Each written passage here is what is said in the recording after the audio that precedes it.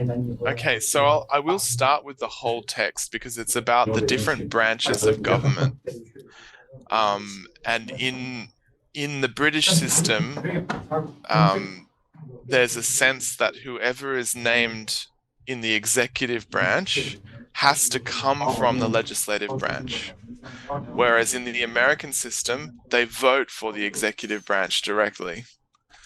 So instead of having a presidential election in Great Britain, they just have a parliamentary election, and then that one of those people gets nominated to be the prime minister.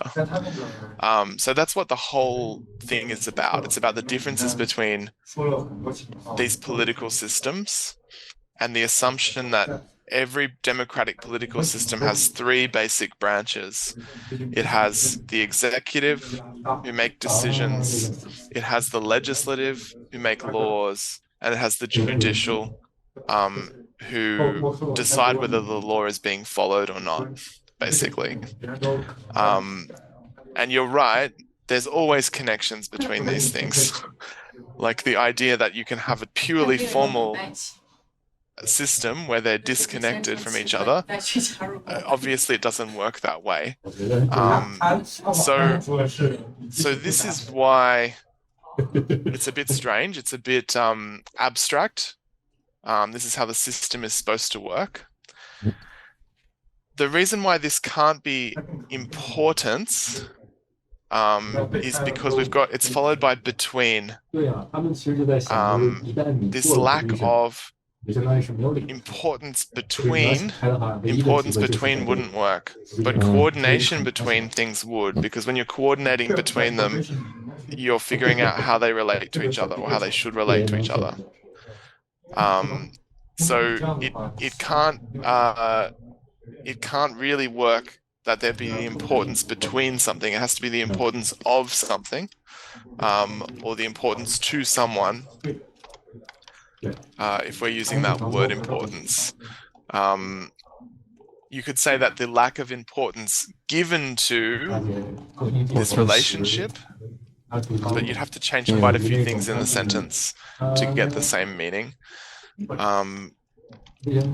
Yeah, so I guess this is about the different constitutions of the two countries. So these four can be correct, but importance between is incorrect. That's right, yes. Okay.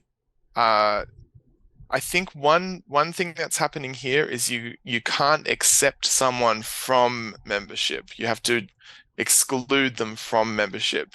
So disqualify from membership in Congress. When we put it in the full context, that's what's happening. They're being told that they're not allowed to have federal officials in Congress. So judicial. Judicial. Judges. Yeah. So in this case, federal officials are people who've been appointed by the executive. So when a new president is voted in the United States, they appoint a cabinet, they appoint people to lead the various federal departments, and they then decide who works for those departments. Congress, the parliament, has to agree to those appointments, but it doesn't get to make them. And also, those appointments aren't allowed to be in Congress. She had to leave the Senate at a certain point so that she could run for president. She wasn't allowed to stay in the Senate if she was successful in running for president. The other thing that happened is when she was Secretary of State, she couldn't also still be a senator. So that's what they're talking about. They're talking about some people, if you work in one branch of government, you're not allowed to work in another. Whereas in the British system, there's that boundary is inside government departments. So they have some people who work from the parliament, they come to those government departments and they become the leader of that department. And then there are people in that team who kind of belong to them, and then there are other people who don't, whose jobs they get to keep afterwards when the election changes the government.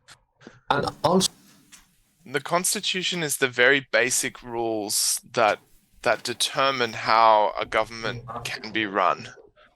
So in the United States, there's a formal constitution. It's a document. If it is being changed, that has to be voted on.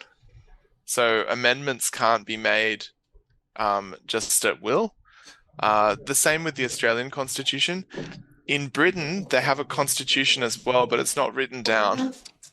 It's wholly through interpretation by judges. okay, so that's our rules. The very basic rules. Basic rules, constitution. So it's like a set of parameters. The government has to have this number of people in it. The government has to appoint these functions. The government has to be elected every ever many years. They put a number of years in there.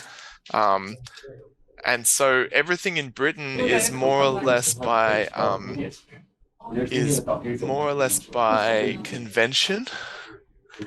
And those conventions can be enforced by the court, by courts, or by things like long-standing statutes and other laws.